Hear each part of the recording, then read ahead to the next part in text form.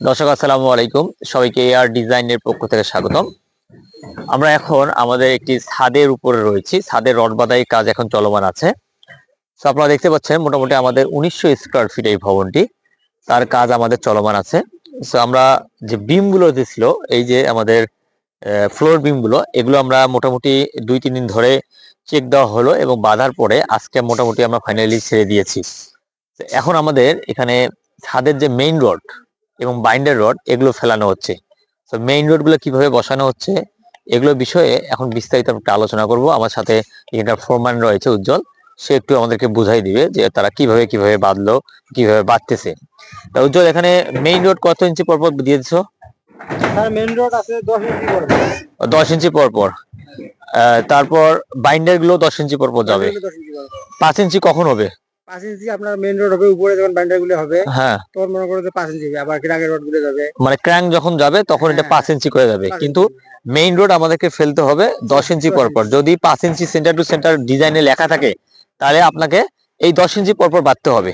যদি 6 ইঞ্চি পর পর লেখা থাকে তাহলে 12 ইঞ্চি পর পর বাঁধতে হবে, তাই না? জি স্যার। ঠিক আছে।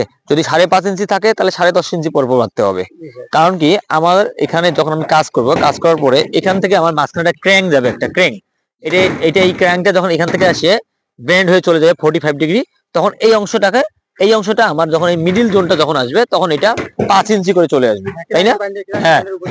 আর আমরা এখানে এক্সট্রা টপ ডাবল ইউজ করব এখানে, যেহেতু আমাদের ক্যান্টিলিভার আছে, বারান্দা আছে, এখানে ডাবল এক্সট্রা টপ হবে। এখানে একটা বারান্দা আছে, ওখানে একটা বারান্দা আছে, ওখানে একটা বারান্দা আছে। আর এখানে যে এক্সট্রা টপ গুলো এটাও ডাবল হবে। আর সিঙ্গেল টপ হবে আমাদের যেদিকে ক্যান্টিলিভার নাই সেদিকে আমাদের সিঙ্গেল টপ গুলো হবে। সো আপনারা দেখতে পাচ্ছেন আমাদের মেইন রোড গুলো বসানো হয়েছে। অবশ্যই মেইন রোড বসানোর নিয়ম হচ্ছে আপনাকে প্রথমে আপনার স্প্যান গুলো দেখতে হবে, যে কোনটা স্প্যান ছোট কোনটা স্প্যান বড়। দ্রুত যেটা ছোট স্প্যান ওটাকে আপনাকে মেইন রোড ধরতে হবে, দরকার হলে আপনার মেইনটা বাইন্ডার হয়ে চলে যাবে যদি স্প্যান পরেরটা বড় হয়ে থাকে। তো আমরা এখানে যে আমাদের ডিস্ট্রিবিউশন দেখতে পাচ্ছেন, এখানে মোটামুটি আমাদের মেইন রড এবং বাইন্ডার রড মোটামুটি একদিকে 39 ফিট, অপর দিকে 39 ফিট আছে, মানে রুমের ডিস্ট্রিবিউশন গুলো সাইজ গুলো সব এক।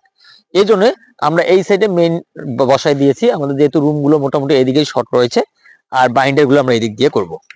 তো এই হচ্ছে মেইন রোড বসানোর জন্য এই জিনিসটা অবশ্যই খেয়াল রাখবেন। অনেকেই বোঝেন না যে 5 ইঞ্চি পর পর সেন্টার হলে একে কত ইঞ্চি পর পর মেইন রোড বসাতে হয়। তো অবশ্যই আপনাকে দেখাই দিলাম। ভালো থাকবেন, আসসালামু আলাইকুম।